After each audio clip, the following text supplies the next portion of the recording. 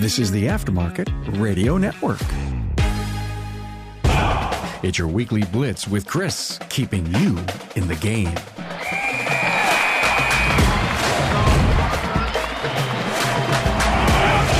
Are you ready to supercharge your auto repair business? This is Coach Chris Cotton from AutoFix Auto Shop Coaching. The weekly blitz is where industry expertise and business innovation collide, revving your engines for the week ahead. Every episode has game-changing insights, up-to-the-minute industry updates, and practical tips to shift your business into high gear. We're talking about stuff you didn't even know you didn't know, folks. This episode is brought to you by Shop Marketing Pros, the experts in marketing for top-tier auto repair shops. If you're running a successful shop and want to take it to the next level, then Shop Marketing Pros is without a doubt your best option.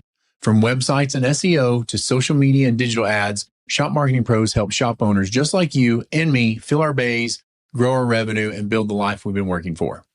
If you're ready to take the guesswork out of your marketing, I want you to visit shopmarketingpros.com/Chris and get a free digital marketing inspection and start building the shop of your dreams today. We're back to the Back to Basics series. This is going to be episode 8, Inventory and Parts Management. I want you to control the chaos and protect the profit, okay? We've talked about diagnostics, safety, KPIs, tools, communication. And today we're digging into something that quietly eats profits if you're not careful, inventory and parts management. So this episode is for every shop owner who's ever looked around and thought, why are there parts everywhere? Where did that alternator go? Why is my oil order $3,000 this month? And how the heck do I have $40,000 in parts but still can't fix this Honda? If that's you, then don't worry. Today I'm giving you the blueprint to get it under control. In this first segment, inventory management matters. Let's put it that way. Look, inventory isn't sexy. It's not as fun as new equipment or raising your average repair order, but it's a leak that can drain thousands of dollars a month from your bottom line if left unmanaged. I want you to walk into your parts room and not see parts. I want you to see dollar signs. Some of those dollar signs might be dusty because they've been sitting there too long. Some might be broken. Some parts rooms have used parts, new parts from like 4 or 5 years ago that we didn't use then, haven't had since. Why are we keeping it now? Okay. I want you to think about that in terms of dollars, not just a part sitting there. A part is an inanimate object that doesn't cost you anything unless you see the dollar bills. Okay. The other thing is if you don't manage parts properly, people can steal from you. A lot of times when we catch employees stealing, we can see the numbers and be like, man, based off everything you've told me, it looks like somebody's stealing from the business. And then you have to figure out how that happens. A lot of times people will make a ticket, order the parts, it has a PO. Then when the part comes in, they delete the ticket, hide it, and then they take cash for the repair. See that a lot. It's probably a whole different podcast, not in here, but you should be reconciling your accounts. Like, what are the invoices I'm paying for? Does it match up with a repair order? Is this really happening? Okay. So anyway, to get back into it, here's what sloppy parts control leads to. It leads to lost time chasing parts that are already on site or something that you received and it's not there, misplaced or mixed up items, holding on to cores until they're no longer returnable or just flat out losing them, overstock consumables that expire. I'm using air quotes, advisors ordering parts just in case, and then maybe they don't get returned. And worst of all, massive amounts of cash tied up in inventory that doesn't move or cash tied up in inventory that got lost, whatever. Parts are not an asset if they're collecting dust. They're a liability. So let's walk through the systems you need to run a lean, organized, and profitable inventory department. Okay. One of the things that I think is great in the industry now is what we call JIT, or just-in-time delivery. You don't need to be Amazon Prime, but you should aim for lean inventory with fast delivery. If you got a vendor, like we have a great vendor right down the alley from us, we order it. A lot of times they just walk it over, which is amazing. I love that service. But if you don't need to stock it, then don't stock it. Use local vendors with reliable time drop-offs. Not we'll get to you when we can. Only stock your most used filters, fluids, wipers, bulbs, the stuff you sell daily. Everything else you order when sold. You need to build relationships with vendors who can guarantee delivery windows or have guaranteed delivery window times. Just-in-time delivery, it keeps cash in your bank and not on your shelves. Also, a parts receiving system. Every shop should have a dedicated, structured receiving process. Here's what that looks like. Parts come in and are checked in against the RO and invoice immediately. typically by the service advisor. If you have a parts person, then that's fine. I don't like parts people in my shops. I just rather have a service advisor that does that. But that also means that the service advisor visually verifies on the box, on the RO, what they just received. They don't just sign it and move on. If it doesn't have an RO attached, it doesn't get shelved. We're going to talk about the labeled parts bins here in just a minute, but everything should have a place.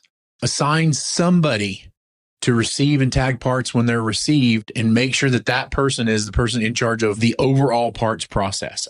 Other service advisors can receive the parts, but one person should be in charge of making sure that cores get returned, making sure that new parts get returned, everything like that. Make sure you have somebody in charge of that. Every technician should have clearly labeled parts shelf. And then on that shelf should be bins, and every bin should have the RO number and the customer's last name. Now, we do this we have red bins in our shop, and then we use a dry erase marker that we mark on there, and then we can erase it every time. So we keep up with them that way. Is our system perfect? No, but it's better than nothing. And sometimes it gets nuts, but you need to have system and a process and procedure that you're striving for. So when the parts come in, you label the bin. Parts stay in the bin until installed or returned. I like the bins. If you have parts in there, you can grab the bin, take it to the technician's area, or the technician area can do it, and then return the empty bins back. If they stay in the bin until they're installed or returned, this is going to reduce lost parts, duplicated orders, mainly techs wasting time playing scavenger hunt. So your parts bins should be as sacred as your toolboxes. Touch them with purpose, both from the technicians and the service advisor standpoint. Your weekly consumables should be checked every week. Oil, washer fluid, brake cleaner, shop towels, gloves, shop supplies. And then you stock those based on turns, not a gut feel. A simple sheet or tablet checklist works great. If you have a good shop management system, you can check your inventory. You can even make minimum stocking levels so that you get an alert when you get low, and then it tells you to reorder it. Okay. I want to talk about the core management system just a little bit more. Cores are money sitting on the shelf, and if you wait too long, they become money lost.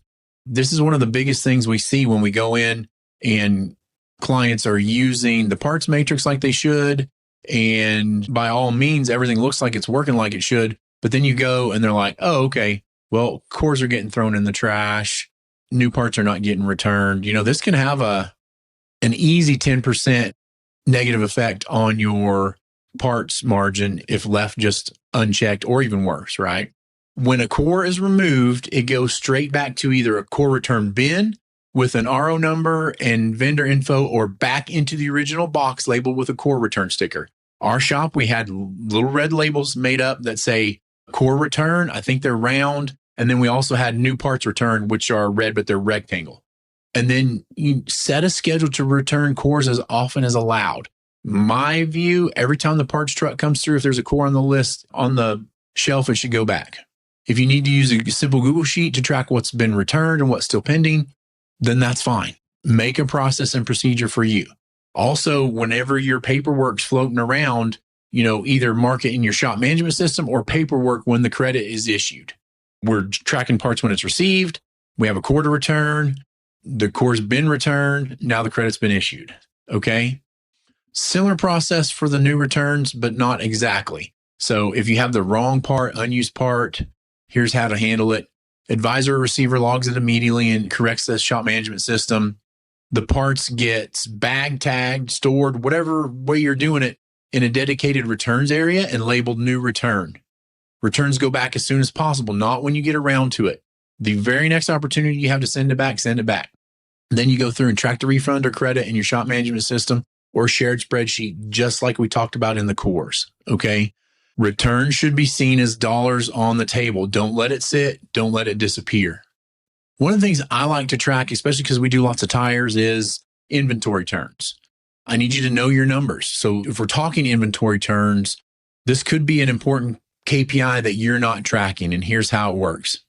Inventory turns equal annual parts cost of goods sold plus average inventory value. So let's say you spend $300,000 a year on parts and you keep an average of $25,000 in inventory on hand. So if you take $300,000 and divide it by $25,000, that gives you 12 turns per year. That means you're turning your inventory every month, and that's great. If you're only doing 3 to 4 turns a year, you're overstocked. I think if you're doing less than 6, you're overstocked. You should really be in that 8 to 12 range. Fast moving inventory equals healthy inventory. Stagnant stock equals wasted cash. I want you to remember that formula there too. I want you to think about coaching your others, and as such, coach. Inventory and parts management doesn't have to be complicated. It just has to be disciplined. Again, processes and procedures. When you put systems in place, your bays move faster, your advisors get more efficient, your cash flow improves, and your team feels more in control.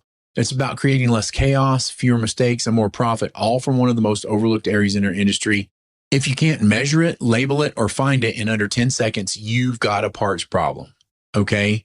If you want help building out your inventory control system, parts tracking sheets, or training your team on how to make this stick, I need you to go to autoshopcoaching.com and let's put together a system that supports your growth, not stalls it.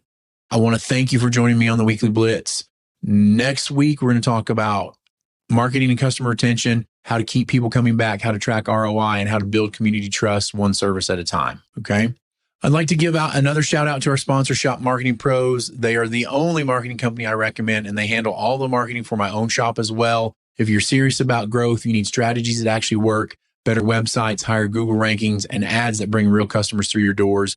I want you to go visit shopmarketingpros.com/Chris and partner with a team that understands your business, because every great shop deserves marketing that's just as great. Thanks for tuning in. It's time to rise, grind, and keep your mindset positive. Until next time, Coach Chris Cotton signing off. Have a great day, everybody. You've been listening to the Weekly Blitz with Coach Chris Cotton on the AftermarketRadioNetwork.com. Follow Chris on your favorite podcast listening app. Let him know what you'd like him to cover.